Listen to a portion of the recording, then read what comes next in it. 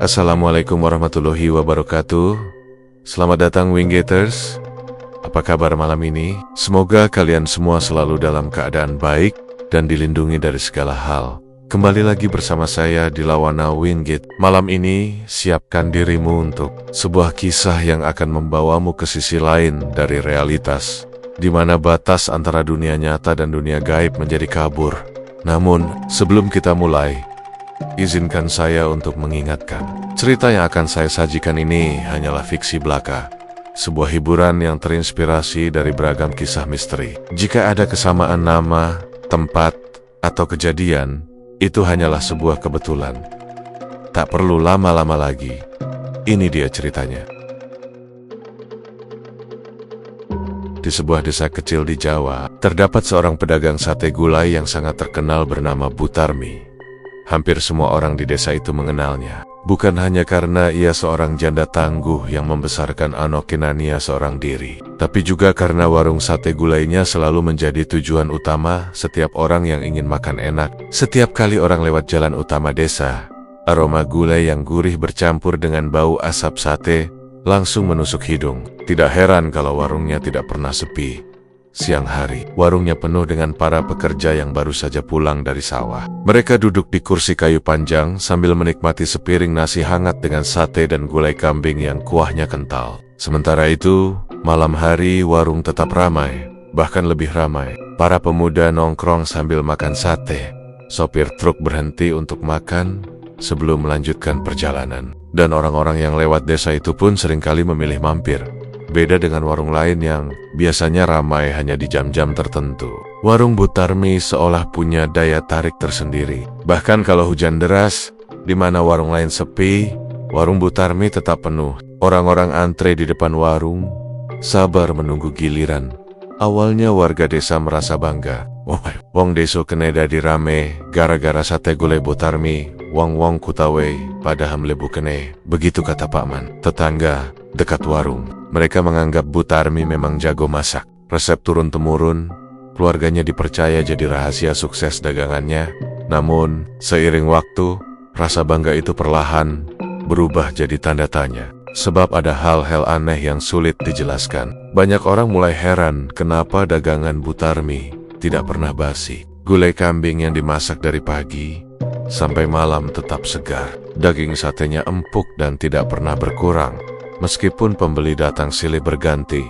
Aneh yo, biasane nenek daging akeh sing dipangan wong cepat entek. Iki kok ra entek-entek. Begitu gumam salah satu warga, Bu Suminah, yang sering membeli di sana. Pernah juga ada kejadian ketika semua warung sate di desa kehabisan stok daging kambing karena tidak ada pemasok yang datang. Tapi anehnya, warung Butarmi tetap buka, tetap menyediakan gulai panas dan sate yang fresh. Dari mana ia mendapatkan daging itu? Pertanyaan itu membuat banyak orang semakin curiga. Kecurigaan makin besar ketika ada seorang pemuda desa, sebut saja namanya Wawan, yang secara tidak sengaja melihat sesuatu di dapur belakang warung Butarmi. Malam itu ia pulang dari ronda malam. Jalan yang ia lalui bersebelahan dengan belakang warung. Saat lewat, ia melihat ada cahaya redup dari celah pintu dapur yang setengah terbuka. Awalnya ia tidak peduli, tapi langkahnya terhenti ketika matanya menangkap sosok aneh. Di dalam dapur, tergantung di balok kayu atap, ada sesuatu yang membuat darahnya berdesir. Kepala kambing hitam, masih segar, darahnya menetes perlahan ke sebuah wadah tanah liat di bawahnya. Wawan terdiam, jantungnya berdetak kencang. Ia berusaha memastikan apakah yang ia lihat benar atau hanya bayangan. Tapi semakin ia perhatikan, semakin jelas bentuk kepala kambing itu. Matanya terbuka, kosong menatap ke arah pintu. Dengan tergesa, Wawan langsung pergi. Ia tidak berani menoleh lagi. Sesampainya di pos ronda, wajahnya pucat. Teman-temannya yang sedang berjaga kaget melihat ekspresinya. "Ano opoan? Kok koyo nadalok temotswe?" tanya salah satu temannya. Wawan terdiam sejenak. Lalu dengan suara pelan ia berkata, "Aku weruh." Kepala wedus ireng digantung nang pawone Butarmi. Mendengar itu, semua orang yang ada di pos ronda saling berpandangan. Ada yang tertawa kecil, menganggap Wawan hanya berhalusinasi karena mengantuk. Tapi ada juga yang langsung merasa merinding. Cerita itu perlahan menyebar dari mulut ke mulut. Esok paginya, beberapa orang sudah membicarakan hal tersebut di pasar. Ada yang percaya, ada yang ragu. Namun sejak kabar itu beredar, makin banyak orang memperhatikan gerak-gerik Butarmi. Mereka memperhatikan setiap detail, dari cara ia melayani pembeli sampai bagaimana dapurnya bekerja, yang bikin makin aneh. Meski kabar itu menyebar, warung Butarmi tetap tidak pernah sepi. Bahkan semakin ramai, seakan-akan orang-orang tidak peduli atau justru semakin penasaran. Suatu sore, seorang ibu paruh baya datang membeli gulai sot Minanggu. Ia mengaku mencium bau anyir yang sangat kuat dari dapur, seperti bau darah segar. Namun ketika ia tanyakan, Butarmi hanya tersenyum. "Ah mbak, mungkin ambune wedus anyar disembelih. Biasa, wong masak daging." Jawabannya sederhana, tapi tatapan matanya membuat ibu itu merinding. Lama-kelamaan, cerita tentang kepala kambing hitam itu menjadi semacam rahasia yang hanya dibicarakan warga dengan bisik-bisik. Tidak ada yang berani menegur Butarmi secara langsung. Bagaimanapun juga, ia dianggap orang yang dermawan. Ia sering menyumbang ke masjid, membantu tetangga yang kesusahan, bahkan ikut arisan RT dengan rutin. Tidak ada alasan nyata untuk menuduhnya. Namun tetap saja, bayangan kepala kambing hitam yang digantung di dapur tidak bisa hilang dari ingatan orang-orang. Terlebih lagi, setiap kali lewat dekat warung itu malam hari, beberapa warga sering mendengar suara kambing mengembik pelan. Padahal jelas-jelas tidak ada kandang kambing di sana. Cerita semakin panjang ketika ada seorang pelanggan dari luar desa yang tanpa sengaja nyeletuk, "Sate gulai Butarmi iki enak banget, tapi kok rasane beda yo. Nenek mangan koyo ono sing ngawasi." Ucapannya terdengar biasa, tapi bagi orang desa yang sudah curiga, ucapan itu justru semakin mempertebal keyakinan mereka bahwa ada sesuatu yang disembunyikan Butarmi. Sampai akhirnya muncul istilah di kalangan warga, wedus ireng. Orang-orang mulai mengaitkan keberhasilan Butarmi dengan pesugihan, dan kepala kambing hitam itu disebut sebagai tumbal, meskipun tidak ada bukti jelas. Bayangan itu selalu ada di benak mereka. Namun yang paling membuat bulu kuduk berdiri adalah saat seorang anak kecil bercerita kepada ibunya. Malam itu, anak tersebut berkata bahwa ia melihat seekor kambing hitam besar berdiri di belakang warung Butarmi. Matanya merah menyala, tapi anehnya hanya dia yang melihat. Sang ibu ketakutan mendengar cerita itu, tapi memilih diam karena tidak ingin menimbulkan kegaduhan. Sejak saat itu, warung sate gulai Butarmi bukan hanya terkenal karena kelezatannya, tapi juga karena misterinya. Orang datang bukan hanya untuk makan, tapi juga untuk membuktikan cerita-cerita aneh yang beredar. Sebagian percaya itu hanya gosip, tapi sebagian lainnya yakin ada sesuatu yang jauh lebih gelap di balik kepulan asap sate dan gulai yang selalu mengepul dari warung itu.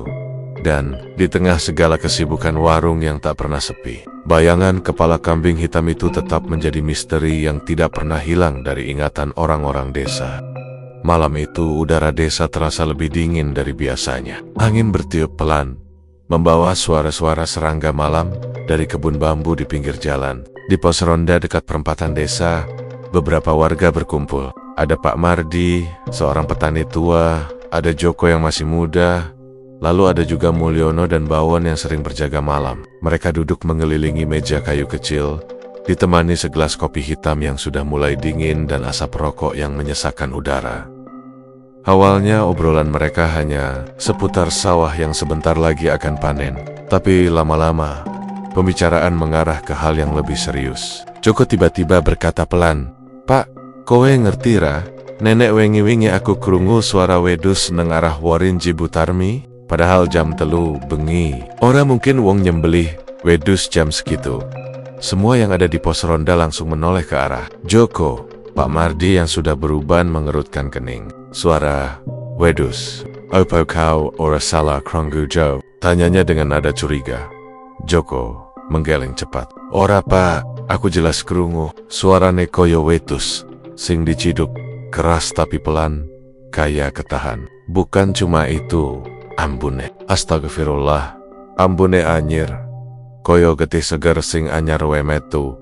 Mulyono yang duduk di sampingnya ikut menimpali. "Aku yo tahu ngalami Jo saben lewat kono, apalagi nenek pas wengi. mesti kecium ambu sing aneh. Ora mung anyir, tapi koyo amis sing nyantol nang irung. Nek awan ora onok opo-opo, tapi nenek wis malem, beda rasane. Pak Mardi menarik napas panjang. Ia menatap kopi yang sudah dingin di depannya. Aku wis tau uripsu neng kene, nanging baru saiki krungu kabar koyo ngene. Sakjane opo sing dilakoni Ibu Tarmi iku? Bisik-bisik mulai menyebar. Dari mulut ke mulut, kabar tentang suara kambing tengah malam dan bau anyir darah itu jadi bahan perbincangan warga. Semakin lama semakin banyak yang mengaku pernah mengalami hal aneh di sekitar warung Bu Tarmi. Ada yang bilang mereka pernah melihat bayangan hitam besar bergerak di belakang warung. Ada juga yang mengaku mendengar suara orang berbisik lirih dari arah dapur. Padahal warung sudah tutup dan lampunya mati. Meski begitu, Bu Tarmi tetap terlihat tenang. Setiap pagi ia membuka warung dengan senyum lebar, menyapa pembeli satu persatu. "Monggo, dipun pinarak, sate gulai isi anget." "Nduk." Begitu ucapannya kepada seorang ibu muda yang datang membawa anak kecil. Senyumnya hangat, gesturnya ramah, dan sama sekali tidak menunjukkan ada yang janggal. Yang lebih membuat warga heran, kekayaan Bu Tarmi semakin terlihat. Rumahnya yang dulu sederhana, kini perlahan dipugar. Dinding bambu berganti, tembok bata, genteng baru dipasang. Bahkan ia membeli televisi berwarna yang di desa itu masih jarang dimiliki orang. Anak-anaknya pun selalu terlihat rapi, memakai baju bagus ketika ke sekolah. Pak Bawon suatu kali nyeletuk, "Yo pantes, weh wong-wong ngomong macem-macem, degang sate weh. Tapi kok aiso cepet sugih. Wong liane dagang sak yumer-yumer weh paling yo cukup kanggo mangan saben dina. Iki kok beda tenan."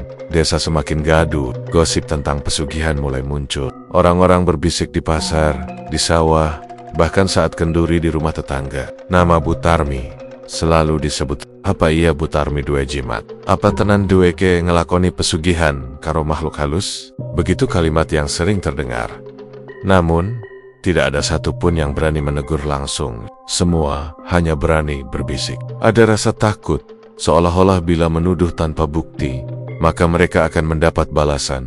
Ada pula yang percaya bahwa Bu Tarmi dijaga oleh makhluk gaib, sehingga siapapun yang berani meka-meka makan celaka malam-malam. Di pos ronda semakin sering dipenuhi dengan cerita-cerita aneh. Suatu kali, seorang pemuda bernama Slamet pulang dari hajatan di kampung sebelah. Saat melewati warung Bu Tarmi, ia merasa ada sesuatu yang mengikuti dari belakang. Ketika menoleh, ia melihat bayangan besar berbentuk seperti kambing, tapi tinggi melebihi manusia. Matanya merah menyala. Slamet langsung lari terbirit-birit, tidak berani menoleh lagi sampai rumah. Keesokan harinya, Slamet menceritakan kejadian itu di pos ronda. Wajahnya pucat, suaranya bergetar. "Demi Gusti, aku orang ngapusi. Aku weruh kui jelas, wedus ireng, tapi gedene ora wajar." Semua yang mendengar ceritanya terdiam. Bulu kuduk mereka meremang. Cerita itu menambah keyakinan sebagian warga bahwa memang ada sesuatu yang tidak beres dengan warung sate gulai itu. Bahkan ada yang menyebut nama makhluk itu dengan sebutan wedus ireng, makhluk gaib yang konon suka diberi tumbal berupa darah kambing hitam sebagai syarat pesugihan. Tapi meski gosip semakin liar, warung Bu Tarmi justru makin ramai. Orang-orang dari desa sebelah sengaja datang untuk makan sate gulai di sana. Mereka mungkin pernah mendengar gosip, tapi rasa penasaran lebih besar daripada rasa takut. Anehnya, orang yang makan di warung itu selalu bilang bahwa sate dan gulai Bu Tarmi rasanya tidak bisa ditandingi. Kuahnya gurih, dagingnya empuk, bumbunya pas. Seolah ada rasa lain yang membuat orang ketagihan. Ada satu kejadian yang membuat gosip semakin meledak. Seorang bapak dari luar desa, setelah makan sate di warung Bu Tarmi, tiba-tiba jatuh pingsan di tempat. Warga panik, tapi anehnya Bu Tarmi tetap tenang. Ia hanya meminta beberapa orang menggotong bapak itu ke rumahnya, lalu memberi segelas air putih. Tak lama kemudian, bapak itu sadar kembali, tapi wajahnya pucat dan matanya terlihat kosong. Saat ditanya, ia hanya berkata, "Aku krungu suara wedus nang kupingku." Cerita itu menyebar cepat. Orang-orang makin yakin bahwa ada kekuatan gaib yang ikut campur dalam dagangan Bu Tarmi. Namun anehnya, meski banyak cerita menyeramkan, tidak ada yang benar-benar berhenti makan di warung itu. Seolah-olah ada sesuatu yang menarik mereka kembali. Pak Mardi yang biasanya bijak bahkan pernah berkata, wong-wong kene kuwi sejatine ngerti nenek ono sing ora beres. Tapi nenek mangan kabeh lali, kaya wis digandoli opo gitu. Ora iso nolak. Bu Tarmi tetap menjalani hidupnya seperti biasa. Ia datang ke pengajian, ikut gotong royong desa, bahkan menyumbang tikar baru untuk musola. Semuanya terlihat normal. Tapi semakin normal ia terlihat, semakin besar rasa curiga warga. Karena ada sesuatu yang tidak bisa dijelaskan. Kenapa setiap malam ada suara kambing dari arah warungnya? Kenapa bau anyir darah selalu muncul? Bagi sebagian warga, jawaban itu hanya satu. Bu Tarmi punya perjanjian dengan sesuatu yang disebut Jin Wedus Iren. Dan meskipun tidak ada yang berani bicara langsung, bisik-bisik warga semakin keras, menyebar ke seluruh penjuru desa. Semua orang sudah mendengar, semua orang sudah tahu, tapi tidak ada yang bisa membuktikan. Mereka hanya bisa menunggu. Apakah suatu saat kebenaran itu akan terbongkar dengan sendirinya, atau justru akan membawa malapetaka bagi desa mereka? Malam itu suasana desa begitu sepi. Hanya suara jangkrik yang bersehet sahutan dari arah persawahan. Bulan tampak redup tertutup awan tipis, membuat jalan desa diterangi samar cahaya lampu minyak di pos ronda. Joko baru saja pulang dari rumah temannya di kampung sebelah. Ia melewati jalan setapak yang berada di samping warung sate gulai Bu Tarmi. Biasanya ia tidak pernah merasa apa-apa, tapi malam itu hatinya gelisah. Entah mengapa, langkah kakinya terasa berat, seperti ada yang menuntunnya untuk memperlambat laju. Ketika melewati sisi belakang warung, matanya tertarik pada celah pintu dapur yang tidak tertutup rapat. Dari celah itu terlihat cahaya temaram, seolah ada api lilin atau dupa yang sedang menyala di dalam. Hatinya berdebar. Dalam benaknya muncul rasa penasaran yang selama ini menghantuinya. Sejak lama ia mendengar cerita tentang suara kambing di malam hari dan bau anyir darah yang menyengat. Kini, entah karena dorongan rasa ingin tahu atau keberanian sesaat, Joko berhenti melangkah dan menoleh ke arah dapur. Ia menelan ludah. Tangannya gemetar ketika ia perlahan mendekat. Dari celah pintu itu tercium bau menyengat, campuran antara daging mentah dan darah segar. Bau itu membuat perutnya mual, tapi rasa penasarannya jauh lebih besar daripada rasa takut yang menghantuinya. Ia menempelkan mata ke celah pintu dan berusaha melihat lebih jelas. Apa yang ia saksikan membuat tubuhnya kaku seketika. Di dalam dapur, Bu Tarmi berdiri mengenakan kain jarik lusuh. Rambutnya terurai, wajahnya tampak pucat diterangi cahaya redup dupa yang berasap pekat. Di depannya tergantung sebuah kepala kambing hitam, masih segar. Darahnya menetes perlahan ke dalam kendi tanah liat besar di bawahnya. Darah itu masih hangat, terlihat dari uap tipis yang keluar setiap kali menetes. Bu Tarmi tampak begitu khusyuk. Tangannya yang keriput menadah darah itu dengan sebuah mangkuk kecil, lalu menuangkannya kembali ke dalam kendi. Seakan-akan ia sedang melakukan sebuah ritual. Di sekeliling kendi, tampak sesajen bunga 7 rupa yang sudah mulai layu, beberapa potongan jeruk, dan kemenyan yang masih menyala. Asapnya menari-nari di udara, menebarkan aroma mistis yang menusuk hidung. Joko hampir berteriak, tapi ia buru-buru menutup mulut dengan tangannya sendiri. Ia ingin pergi, tapi kakinya seolah terpaku di tanah. Rasa takut bercampur penasaran membuatnya terus menatap apa yang dilakukan Bu Tarmi. Lalu terdengarlah suara lirih dari mulut Bu Tarmi. Suaranya serak, tapi jelas. Wedhes, manganen, tumbalku, iki. Aja nganti daganganku sepi, aja nganti rezekiku mandek. Kata-kata itu diucapkan berulang-ulang, seperti sebuah mantra. Mata Joko membelalak. Ia kini yakin semua cerita yang selama ini hanya dianggap gosip, ternyata benar adanya. Bu Tarmi memang melakukan pesugihan dengan media kepala kambing hitam. Di tengah mantra itu, tiba-tiba suasana dapur berubah mencekam. Lampu minyak di pojok ruangan berkedip-kedip, seakan-akan padam. Asap dupa semakin pekat, dan dari kendi tanah liat terdengar suara aneh, seperti suara hewan mengembik. Embik, pelan, tapi jelas terdengar. Joko terperanjat, bulu kuduknya berdiri semua. Itu bukan suara kambing biasa. Suaranya berat, dalam, seperti keluar dari perut bumi. Bu Tarmi tidak terkejut, justru ia tersenyum samar. Bibirnya bergetar seperti sedang berbicara dengan sesuatu yang tak kasat mata. Inggi, wedus, ireng, kulo sampun nyawisaken tumbal. Monggo, dipun tampi. Rezekiku lalan anak-anakku aja nganti pedot. Joko merasa napasnya sesak. Dadanya naik turun cepat. Keringat dingin mengalir di pelipis. Ia tidak bisa percaya apa yang ia lihat. Tubuhnya gemetar hebat, tapi ia memaksa untuk tetap diam. Ia takut kalau sampai membuat suara, Bu Tarmi akan sadar ada yang mengintip. Tiba-tiba, kepala kambing yang tergantung itu tampak bergerak sedikit. Matanya yang kosong menatap lurus ke arah pintu. Joko yang masih mengintip, merasa sorotan itu langsung menusuk dirinya. Ia mundur beberapa langkah, hampir saja terjatuh, namun buru-buru menahan napas. Matanya berkokok-koka, antara takut dan tidak percaya. Suara ambikan itu terdengar lagi, kali ini lebih keras, bergema di seluruh ruangan. Joko tidak kuat lagi. Ia berbalik dan berlari sekuat tenaga meninggalkan warung itu. Langkahnya tergesa, nafkahnya memburu, seperti dikejar sesuatu yang menyeramkan. Ia tidak berani menoleh sedikit pun. Sesampainya di rumah, Joko langsung menutup pintu rapat-rapat. Tubuhnya masih gemetar, wajahnya pucat pasi. Ibunya yang kaget melihat keadaan anaknya langsung menghampiri. "Engapa, Jo? Kok koyo wong ketemu lelembut?" tanyanya cemas.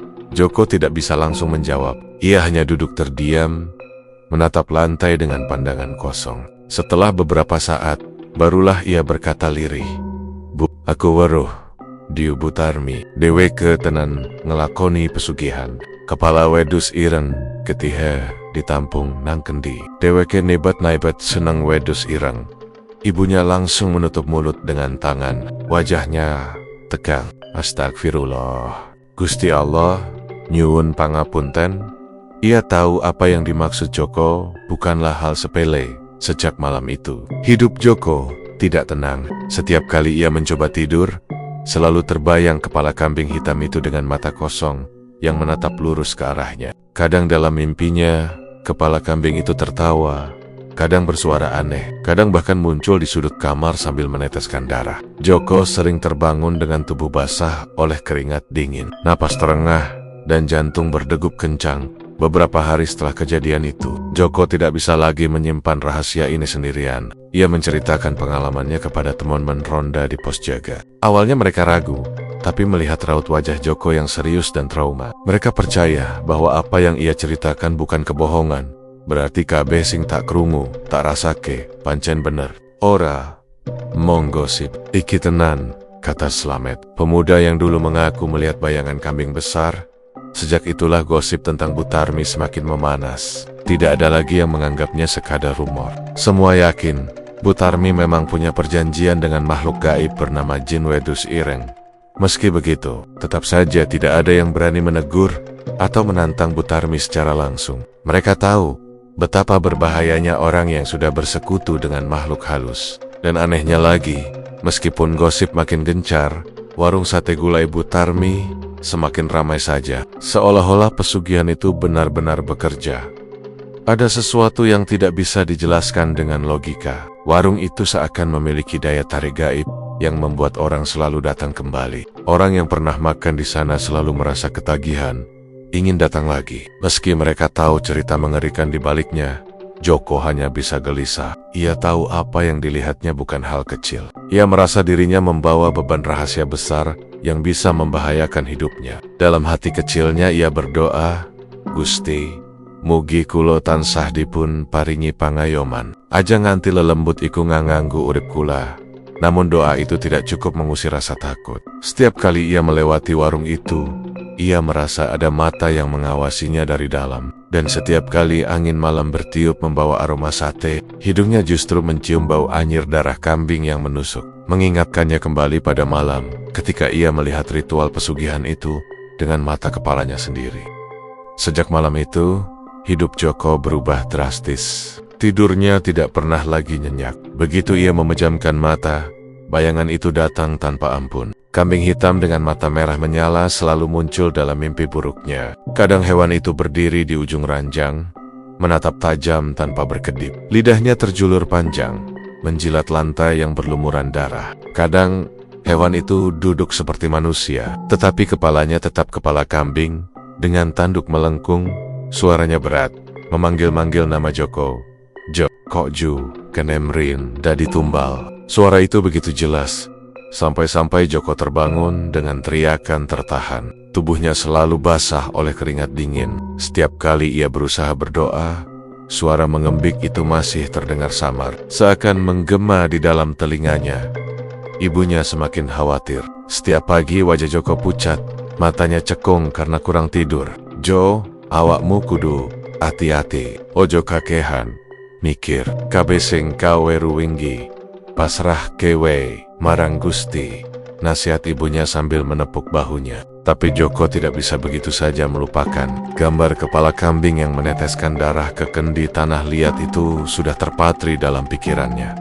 Beberapa hari setelah kejadian itu, kegelisahan Joko bertambah ketika kabar buruk menyebar di desa. Seekor kambing milik Pak Wiryo hilang begitu saja. Tidak ada jejak, tidak ada sisa tali yang putus, hanya kandang kosong dengan pintu yang terbuka. Padahal, malam sebelumnya kambing itu masih terlihat sehat dan kuat. Pak Wiryo bersumpah, ia sudah mengikat pintu kandang dengan benar. Tapi, pagi hari kambing itu lenyap tanpa bekas. Warga desa mulai resah. Ini bukan pertama kalinya ternak menghilang. Dulu pernah ada ayam Miam milik Bu Suminah yang hilang secara misterius. Tapi kali ini lebih aneh, karena yang hilang seekor kambing besar. Orang-orang mulai berbisik-bisik, menghubungkan peristiwa itu dengan warung Bu Tarmi. "Mbok menawakui tumbale." "Loh," bisik salah satu warga di sawah. "Ah, ojo sembrono ngomong, nek tenan piye nenek awek dio melu kecantol," sahut yang lain dengan wajah waspada. Meski begitu, dalam hati kecil mereka semua merasakan ketakutan yang sama. Seolah-olah semua pertanda buruk yang muncul belakangan ini ada hubungannya dengan warung sate gulai yang anehnya tidak pernah sepi malam hari. Suasana desa semakin mencekam. Banyak orang mengaku mendengar suara kambing mengembik dari arah warung Bu Tarmi. Meskipun jealous tidak ada kandang kambing di sana. Suara itu kadang lirih, kadang keras, seakan-akan ada hewan besar yang sedang disembelih. Warga yang lewat depan warung selalu mempercepat langkah. Sebagian bahkan memilih jalan memutar meski lebih jauh. Joko sendiri merasakan firasat buruk yang semakin kuat. Suatu malam, ketika ia nekat melewati jalan dekat warung itu, ia mencium bau yang membuatnya hampir muntah. Bau darah segar bercampur kemenyan, menusuk hidung dengan tajam. Dari dalam warung, terdengar suara sendok mengaduk wajan. Suara daging yang mendesis di atas arang, bercampur dengan embikan samar yang hanya bisa didengar oleh telinga yang peka. Bulu kuduk Joko berdiri. Ia berusaha mempercepat langkah, tapi tiba-tiba dari jendela warung yang terbuka sedikit, ia melihat sepasang mata merah menyala menatap ke arahnya. Ia langsung terlonjak mundur, jantungnya hampir copot. Saat ia menoleh lagi, jendela itu kosong, hanya kegelapan yang tersisa. Keesokan paginya, kabar kambing hilang semakin ramai dibicarakan. Di pos ronda, para pemuda desa berkumpul, wajah mereka serius. Slamet yang duduk di pojok berkata, "Aku yakin iki ana hubungane karo Bu Tarmi. Saben ana sing ilang, Orange mesti tambah rame. Aku wis ora percaya maneh yen kabeh iki mung kebetulan." Joko hanya terdiam. Ia tahu lebih banyak daripada yang lain, tapi ia takut jika ia bercerita lebih detail, sesuatu yang lebih buruk akan menimpanya. Namun rasa bersalah karena menyimpan rahasia itu mulai menghantui. Sejak saat itu, pertanda mengerikan makin sering muncul. Ada warga yang mengaku melihat bayangan hitam besar lewat di dekat sawah ketika malam. Bentuknya seperti kambing, tapi berdiri tegak layaknya manusia. Ada juga yang mendengar suara langkah berat di atap rumah. Padahal tidak ada siapa-siapa. Bu Tarmi sendiri tetap bersikap seolah tidak terjadi apa-apa. Ia bahkan semakin percaya diri. Setiap pagi, ia terlihat membeli daging segar di pasar dengan wajah sumringah. Warungnya dipenuhi pembeli dari berbagai desa, tidak hanya warga sekitar. Orang-orang dari luar desa datang karena mendengar kabar sate gulainya terkenal enak, gurih, dan tidak ada tandingannya. Bagi orang luar, warung itu adalah berkah, tapi bagi warga sekitar, warung itu lebih seperti kutukan. Mereka makan dengan hati gelisah, karena di balik kelezatan itu ada aroma mistis yang tidak bisa dijelaskan.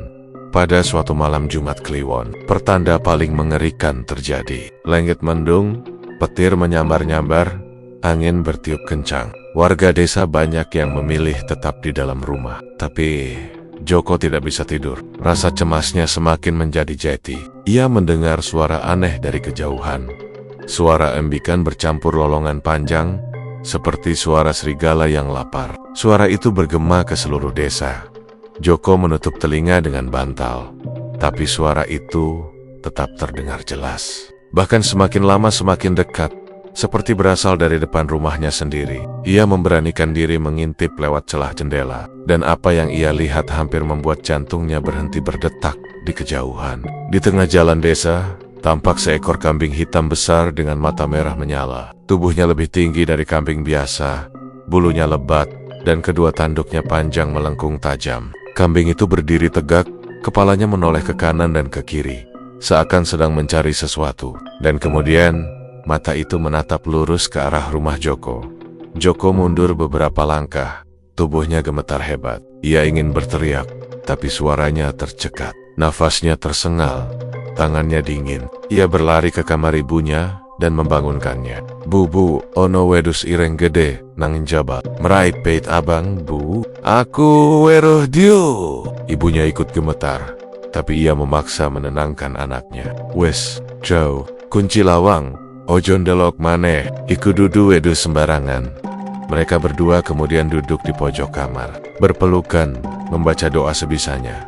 Sementara itu, di luar Rama, suara embikan itu semakin keras, seakan-akan sengaja menakut-nakuti. Baru menjelang subuh, suara itu perlahan menghilang, dan ketika matahari terbit, tidak ada tanda-tanda keberadaan kambing raksasa itu. Hanya jejak kaki besar di tanah becek yang membekas jelas, lebih besar dari jejak kaki kambing pada umumnya. Berita tentang penampakan itu menyebar cepat ke seluruh desa. Banyak yang percaya bahwa itu adalah makhluk gaib peliharaan Butarmi, si wedus ireng yang selama ini disebat-sebat. Sejak hari itu, ketakutan warga semakin menjadi-jadi. Tidak ada yang berani menyinggung nama Butarmi secara terang-terangan. Mereka hanya berbisik pelan di antara sesama, sambil melirik ke kanan kiri, memastikan tidak ada yang mendengar. Mereka yakin, siapapun yang berani menentang Butarmi akan celaka. Joko merasa terjebak dalam lingkaran kegelapan. Ia sudah melihat terlalu banyak, mendengar terlalu banyak, tapi ia tidak tahu harus berbuat apa. Setiap malam ia berdoa, berharap bisa terbebas dari bayangan menyeramkan itu. Tapi setiap kali ia menutup mata, mata merah itu selalu kembali, menatapnya tajam, seakan menuntut sesuatu. Malam itu, desa diselimuti suasana yang berbeda dari biasanya. Angin bertiup lebih kencang daripada malam-malam sebelumnya, membuat dedaunan berguguran dan ranting bambu berderik seperti sedang beradu tulang. Suara bambu yang saling bergesekan terdengar nyaring, kadang memekik panjang seperti jeritan yang keluar dari kegelapan. Langit tampak kelabu, awan hitam menutup bulan yang biasanya bersinar terang. Malam Jumat Kliwon selalu dianggap angker, tetapi kali ini terasa lebih menakutkan, seolah ada sesuatu yang sedang menunggu untuk muncul. Beberapa warga yang terpaksa keluar rumah malam itu karena ada urusan mendesak, harus melewati jalan dekat warung Butarmi. Mereka melangkah dengan hati-hati, mencoba menenangkan diri. Namun, begitu mendekati warung itu, udara di sekitar terasa berubah. Angin dingin menusuk tulang, dan aroma daging bakar tercium begitu kuat. Padahal warung terlihat sepi. Lampunya redup, dan tidak ada satupun pembeli di sana. Dari arah warung, salah satu warga yang lewat, Pak Karyo, bersumpah ia melihat sesuatu yang membuat darahnya berdesir. Di samping warung, berdiri sesosok bayangan besar. Bentuknya samar-samar seperti kambing, tetapi ukurannya jauh lebih besar, hampir sebesar manusia dewasa. Bayangan itu bergerak pelan, kepalanya menoleh ke arah jalan, memperlihatkan dua titik merah menyala seperti bara api yang menatap tajam ke segala arah. Pak Karyo terdiam, tubuhnya kaku, tapi instingnya memerintahkannya untuk segera pergi. Ia tidak sempat berpikir panjang, langsung berlari tunggang langgang meninggalkan jalan itu. Napasnya tersengal, kakinya hampir tersandung batu. Di belakangnya, ia masih mendengar suara embikan panjang yang berat, bercampur dengan suara tawa menyeramkan yang tidak seperti suara manusia. Tawa itu rendah, bergema, dan terdengar seakan keluar dari perut bumi. Beberapa warga lain juga mengalami hal serupa. Ada yang melihat bayangan itu melintas cepat. Ada pula yang mendengar suara langkah berat di atas genteng warung, disertai bunyi besi yang beradu seperti tanduk yang menggores atap. Mereka semua lari tanpa berani menoleh lagi. Dan begitu sampai di rumah masing-masing, mereka langsung menutup pintu rapat-rapat, menggemboknya, serta menyalakan lampu minyak agar rumah terasa lebih terang. Sementara itu, di dalam rumahnya, Joko kembali merasakan teror yang tidak bisa dijelaskan. Malam itu ia duduk di dipan, menatap lampu sentir yang berkelip-kelip karena hembusan angin. Ibunya sudah lama tertidur, tetapi Joko tidak bisa memejamkan mata. Hatinya gelisah. Apalagi ia sudah mendengar kabar dari tetangga tentang penampakan bayangan raksasa di dekat warung Butarmi.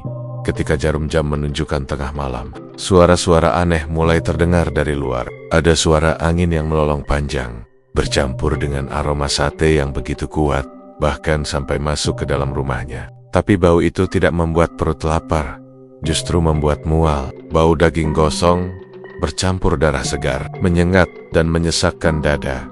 Joko berusaha menutup hidung dengan kain, tapi baunya tetap menembus. Tak lama, telinganya menangkap suara yang membuat bulu kuduknya meremang. Suara tawa lirih, kemudian semakin keras, hingga berubah menjadi tawa panjang yang menggema di seluruh desa. Hahaha. Suara itu bercampur dengan embikan kambing, berat, dalam, dan menggetarkan lantai rumahnya. Joko menempelkan tubuhnya ke dinding. Tangannya gemetar. Ia merasa suara itu tidak hanya berasal dari luar, tetapi juga ada di dalam kepalanya.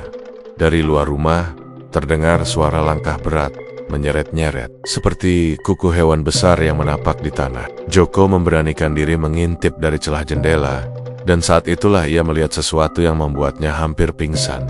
Di depan warung Butarmi, sosok hitam itu benar-benar terlihat jelas, bukan lagi sekadar bayangan, melainkan wujud utuh. Seekor kambing hitam raksasa berdiri tegak dengan dua kaki. Kepalanya menoleh ke kanan dan ke kiri. Matanya merah menyala seperti bara. Dari mulutnya menetes darah segar, menetes ke tanah, dan meninggalkan bercak-bercak gelap di sampingnya. Butarmi terlihat sedang duduk bersila, tangannya memegang kendi tanah liat yang pernah dilihat Joko sebelumnya. Ia berbisik lirih, tetapi samar-samar terdengar jelas di telinga Joko, seolah suara itu sengaja menyelinap masuk ke kepalanya. Wedus ireng, wedus ireng. Iki tumbalku, ajangan ti daganganku sepi. Jaga aku, jaga warungku. Suara itu bercampur dengan tawa seram dari makhluk besar di sampingnya. Bau sate semakin menyengat, seakan-akan daging yang dibakar bukanlah daging biasa. Joko mundur dari jendela, tubuhnya gemetar. Ia tahu malam itu bukan mimpi, bukan halusinasi. Semua nyata, semua benar-benar terjadi. Makhluk yang selama ini hanya dibicarakan dalam bisik-bisik, warga kini menampakkan diri dengan jelas. Sementara itu, di rumah-rumah warga lain, orang-orang juga tidak bisa tidur. Banyak yang mendengar suara yang sama. Tawa mengerikan bercampur embikan panjang. Ada yang melihat bayangan besar melintas cepat di depan rumah. Ada yang mendengar pintu rumahnya digedor-gedor keras, padahal tidak ada siapapun di luar. Ketakutan menyelimuti seluruh desa. Banyak warga yang akhirnya menyalakan dupa, membaca doa, atau hanya bersembunyi di bawah selimut sambil menangis. Malam itu terasa begitu panjang, seakan-akan matahari enggan terbit untuk mengusir kegelapan. Menjelang subuh, suara-suara itu perlahan menghilang. Bau sate yang menyengat mulai memudar, digantikan bau tanah basah setelah embun turun. Namun, teror malam itu meninggalkan bekas mendalam. Warga tidak berani membicarakan secara terang-terangan, tapi semua sepakat bahwa malam Jumat Kliwon itu adalah malam paling mencekam sepanjang hidup mereka.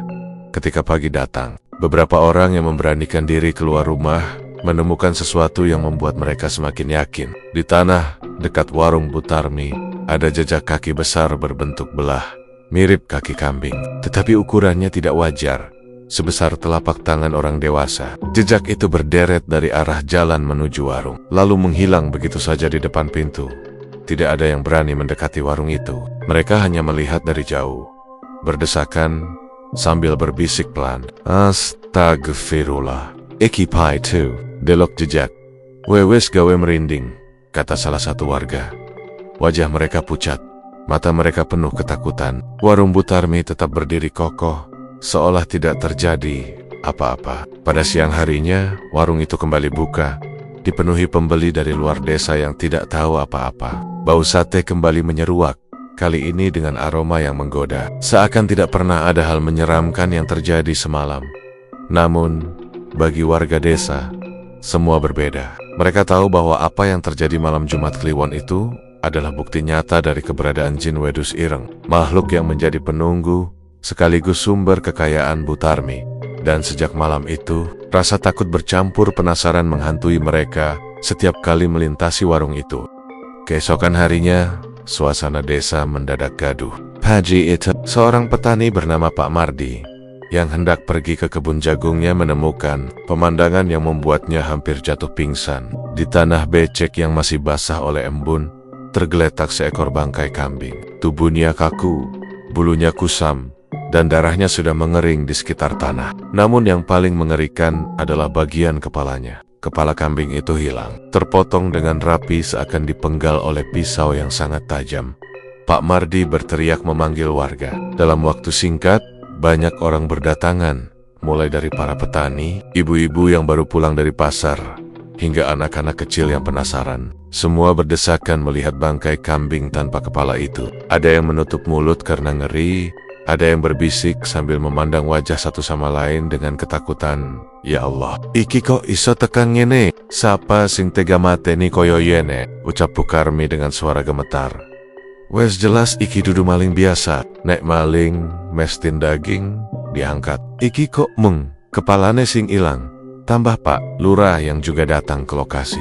Setelah mendengar keributan, orang-orang langsung menghubungkan kejadian itu dengan malam mencekam Jumat Kliwon yang baru saja mereka lewati. Suara-suara aneh, bayangan kambing hitam raksasa, dan bau sate bercampur darah, kini seolah menemukan bukti nyata. Banyak mulut mulai berbisik hal yang sama. Bangkai kambing itu pasti tumbal untuk jin Wedus Ireng yang dipelihara Butarmi. Desa yang biasanya tenang berubah menjadi hiruk pikuk. Beberapa warga langsung menuduh terang-terangan, meski dengan suara lirih. Iki mesti gawein Butarmi. Sabenana sing ilang, orange tambah rame. Sate lan gulehe rasane ora umum. Pancen ora logis, nenek mong masakan wesing, gawe rame koyok ngono. Ujar seorang lelaki tua dengan wajah serius. Namun ada pula yang memilih diam, hanya menunduk, takut jika ucapannya terdengar oleh orang yang salah. Semua orang sadar, jika benar Butarmi punya pesugihan, berarti ia dilindungi makhluk gaib yang berbahaya. Siapa saja yang berani mengusik bisa jadi akan celaka. Di tengah keributan itu, seorang lelaki tua yang sudah lama dikenal sebagai dukun desa, akhirnya maju ke depan kerumunan. Namanya Mbah Rekso. Orang yang dihormati karena pengetahuannya tentang dunia gaib. Rambutnya putih panjang, sorot matanya tajam, dan suaranya berat namun mantap. Ia menatap bangkai kambing itu lama sekali, lalu menghela napas dalam-dalam. Wong, rungok, iki dudu sembarang kedadean. Iki tanda yen pesugihan sing dienggo kuwi wis mlebu tahap mebayani. Wedus Ireng ora bakal warek nganggo tumbal kewan we. Sawijining wektu, dheweke bakal jaluk tumbal manungsa. Kerumunan langsung gaduh. Beberapa ibu-ibu menjerit kecil. Ada yang spontan menggendong anaknya lebih erat. Para lelaki saling pandang dengan wajah tegang. Kata-kata tumbal manungsa seakan membuat udara desa mendadak lebih dingin dari sebelumnya. Lah, Mbah, maksud Pak, apa Butarmi sing kudu bayar kui kabeh? Utawa bisa wong liyo sing kecantol? Tanya Pak Lurah dengan suara bergetar. Mbah Rekso menutup mata sejenak, lalu berkata pelan, sing mlebu perjanjian, mesti kudu nanggung akibat. Nanging ora mong dheweke sing kena. Wong-wong sak kampung bisa melu kecantol nenek makhluk kuwi wis mbutuhake luwih akeh. Jawaban itu membuat semua orang tercekat. Bayangan bahwa makhluk hitam besar itu suatu saat akan menagih tumbal manusia membuat mereka semakin takut. Apalagi jika benar yang diincar bukan hanya Butarmi, tapi juga warga sekitar. Sejak penemuan bangkai kambing itu, suasana desa berubah drastis. Malam hari, hampir tidak ada orang yang berani keluar rumah. Jalan-jalan desa yang biasanya ramai suara jangkrik, kini sepi mencekam. Lampu-lampu minyak menyala di setiap rumah. Jendela ditutup rapat, pintu diganjal kayu besar. Namun, meski semua sudah dilakukan, rasa aman tetap tidak datang. Suara embikan samar-samar masih sering terdengar dari arah warung Butarmi. Kadang terdengar seperti berasal dari atap rumah warga. Joko sendiri semakin tersiksa. Setelah melihat dengan mata kepala sendiri ritual Butarmi, kini ia merasa semakin dihantui. Setiap kali ia melewati kebun tempat bangkai kambing itu ditemukan, ia selalu merasa ada yang mengikuti dari belakang. Pernah suatu kali, saat ia berjalan pulang dari surau, ia merasa pundaknya ditepuk keras. Saat ia menoleh, tidak ada siapa-siapa, hanya angin malam yang dingin menusuk. Tapi samar-samar ia mendengar suara berat berbisik di telinganya. "Tumbalmu wis cedak, Joko." Tubuh Joko gemetar hebat, keringat dingin mengalir di pelipisnya. Ia lari sekuat tenaga menuju rumah, menutup pintu, dan langsung sujud sambil menangis. Ibunya yang melihatnya hanya bisa ikut terisak, karena ia tahu anaknya sedang diganggu oleh sesuatu yang tidak kasat mata. Sementara itu, di warung Butarmi, keadaan justru semakin aneh. Warung itu semakin ramai. Pembeli dari desa-desa lain terus berdatangan, membawa kabar bahwa sate gulai Butarmi rasanya semakin enak, bahkan lebih nikmat dari sebelumnya. "Ora ono tandingen," begitu kata mereka. Anehnya, warga desa sendiri justru mulai menjauh. Mereka lebih memilih menahan lapar atau masak sendiri di rumah daripada harus makan di sana. Ada satu kejadian yang membuat gosip semakin menjadi-jadi. Seorang pemuda dari desa sebelah yang mampir ke warung itu mengaku, ketika ia sedang menikmati sate, ia melihat sekilas daging yang dihidangkan di piringnya bukan daging kambing biasa, melainkan menyerupai potongan tangan manusia. Saat ia berkedip lagi, potongan itu kembali terlihat normal. Pemuda itu ketakutan, ia langsung meninggalkan sate setengah jadi dan lari keluar tanpa menoleh lagi. Cerita itu menyebar cepat, menambah keyakinan warga bahwa Butarmi memang sudah bermain dengan kekuatan gaib yang berbahaya, Mbah. Rekso kemudian didatangi beberapa tokoh desa untuk dimintai nasihat. Mereka duduk di rumahnya yang sederhana, cahaya lampu minyak berkelip di sudut ruangan, menambah kesan angker. "Mbah, piye nasib deso nenek terus-terusan koyo ngene? Apa ora ana cara kanggo ngusir makhluk kui?" tanya Pak Lurah dengan wajah cemas. Mbah Rekso menghela napas, lalu berkata lirih, "Ngusir makhluk kaya ngono ora gampang. Iku makhluk gaib sing wis dipelihara nganggo perjanjian. Nek perjanjian durung rampung, angel ngilangi. Sing aiso mong dedonga nyuwun pangayoman marang Gusti. Lan hati-hati, sebab yen wis tekan wektu, wedus ireng mesti njaluk tumbal manungsa." Ucapan itu membuat semua yang hadir terdiam lama. Mereka tahu itu bukan ancaman kosong, melainkan kenyataan yang menunggu. Tidak ada yang tahu kapan waktunya, tapi semua merasakan firasat buruk bahwa saat itu tidak lama lagi. Hari-hari berikutnya, ketegangan semakin terasa. Orang-orang mulai sering kehilangan ternak lagi. Satu persatu kambing dan ayam hilang dengan cara yang sama.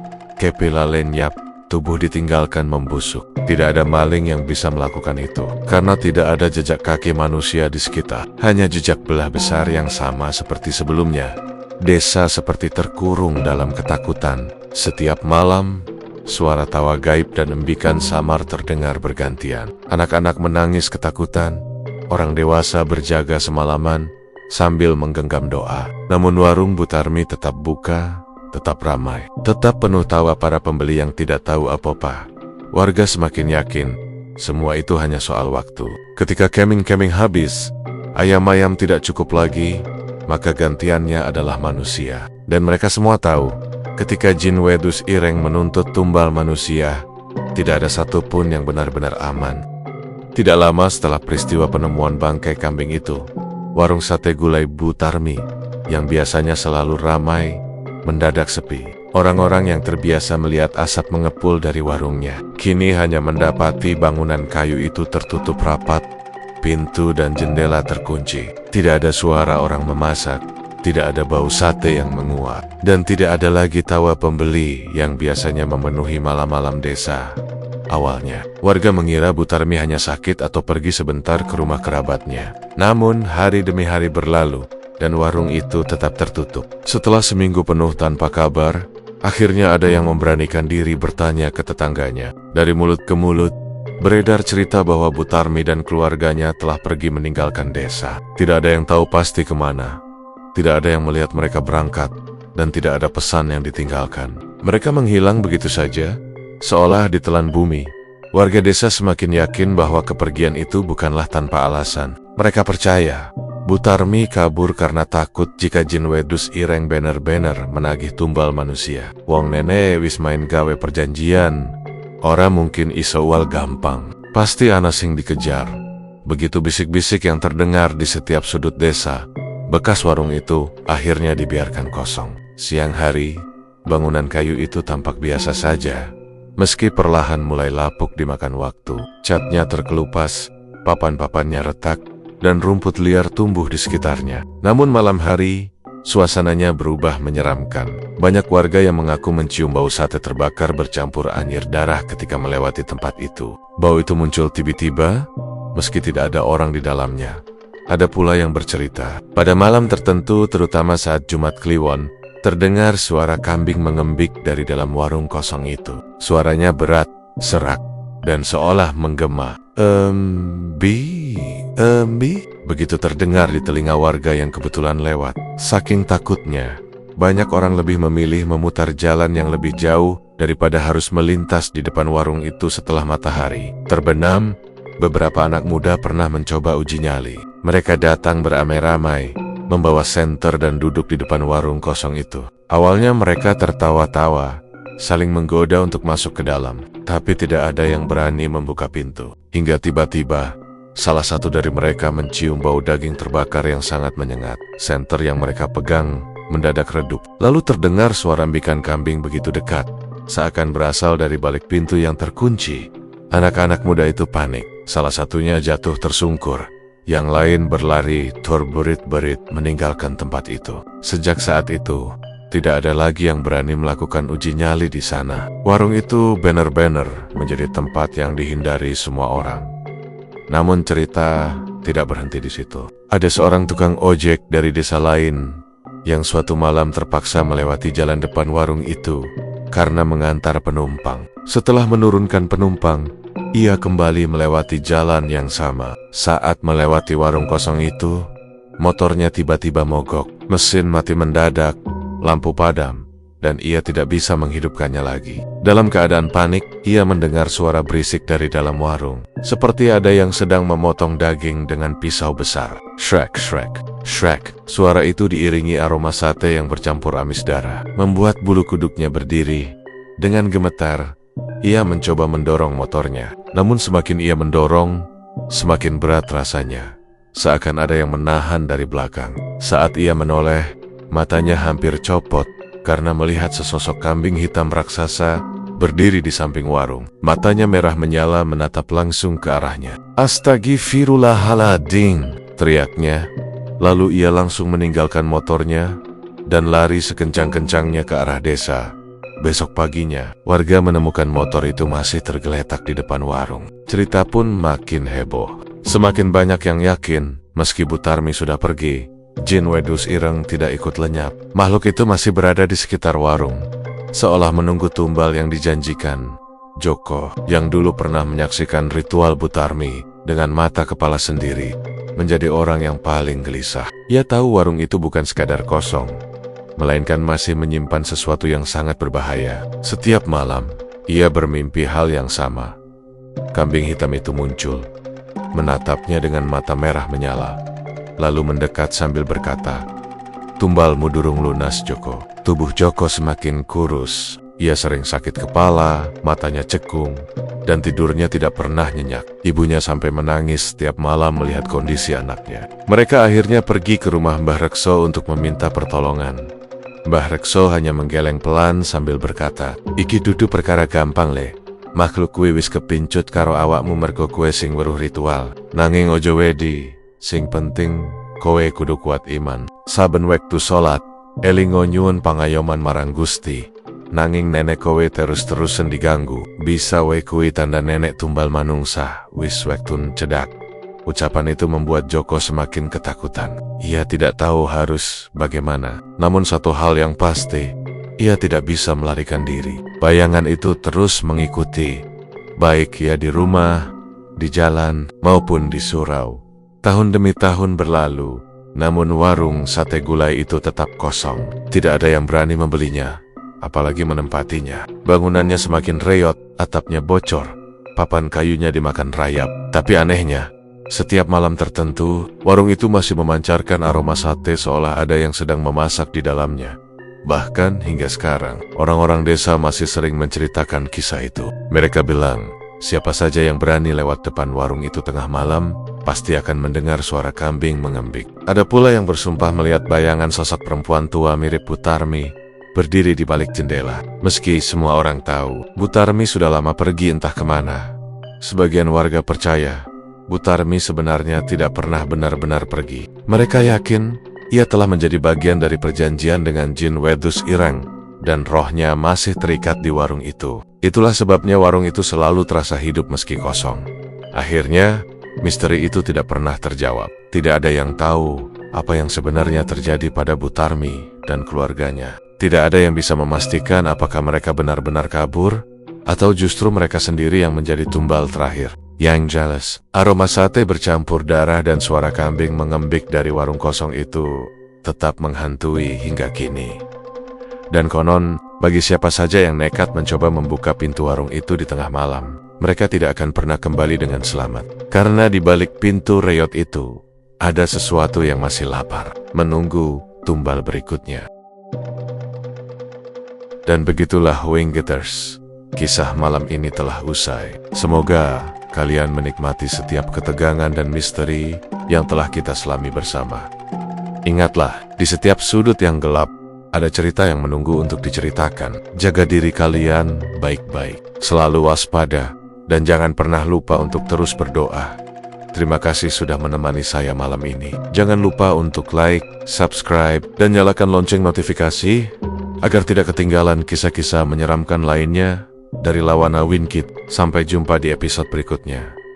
Tetaplah berani Winggetters. Wassalamualaikum warahmatullahi wabarakatuh.